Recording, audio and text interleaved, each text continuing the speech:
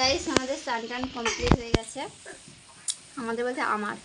আর ওদিকে রান্না হচ্ছে, আজকে হবে বাটা মাছ নিয়ে এসছে বাবা, বাটা মাছ দিয়ে লাউ শাক তরকারি করছি, মানে ডাঁটা দিয়ে আর কি তরকারি হচ্ছে। আর লাউ চিংড়ি হবে।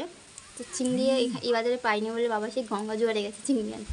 আসলে চিংড়ির জন্য যায়নি, গিয়েছে হচ্ছে কি একটা কাজের জন্য, আর বলেছে যদি ওখানে চিংড়ি পায় তো নিয়ে আসবে, আর নইলে ডিম দিয়ে লাউ হবে।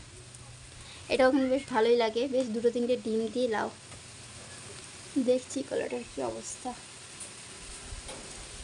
তো চলো ভিডিওটি দেখতে থাকো, আর ছেলের আমার অবস্থা দেখো। বাবাই কি করছো বাবাই? ছেলে এখন হাঁটতে শিখেছে, কিছুতেই ঘরে থাকতে চায় না।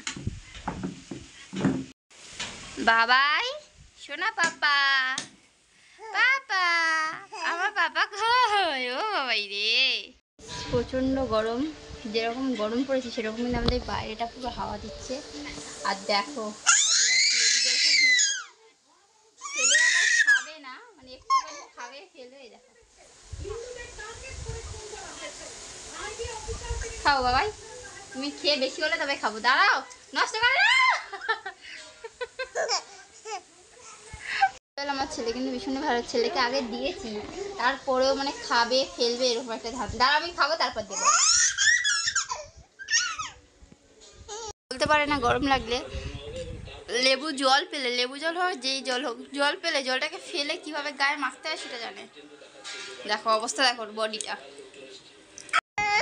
দুটো বাজে আমাদের খাওয়া দাওয়া কমপ্লিট।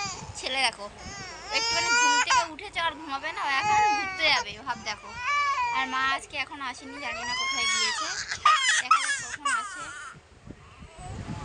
বাবাই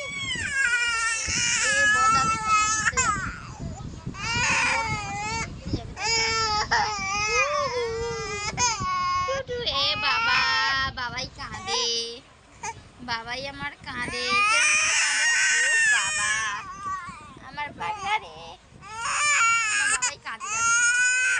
দুপুরবেলা দারুণ এটা ঘুম দিয়ে উঠলাম, আর শাশুড়ি মা ছেলেকে নিয়ে গেছে ঘুরতে। এই মাত্র হাত মুখে একটু জল দিলাম, ঠান্ডা শান্তি।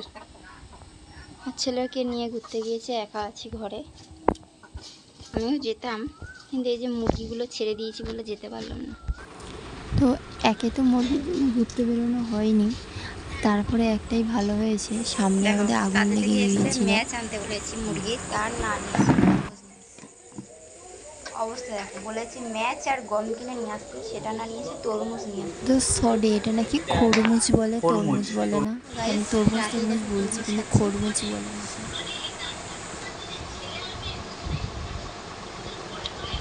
কারণ একটা তরমুজে নিয়ে এসছে 4.5 কিলো। আমরা ফ্রিজ নিয়ে যে অর্ধেকটা খেয়ে অর্ধেকটা রেখে দেওয়া, অর্ধেকটা সন্ধ্যাবেলা খাওয়া হয়েছিল, অর্ধেকটা ছিল কেটে নিয়েছি। যদি ফ্রিজ থাকতো তো রেখে দিতাম, ভাত খাওয়ার পরেই খেলাম, নাহলে ভাত খেতে পারতাম না।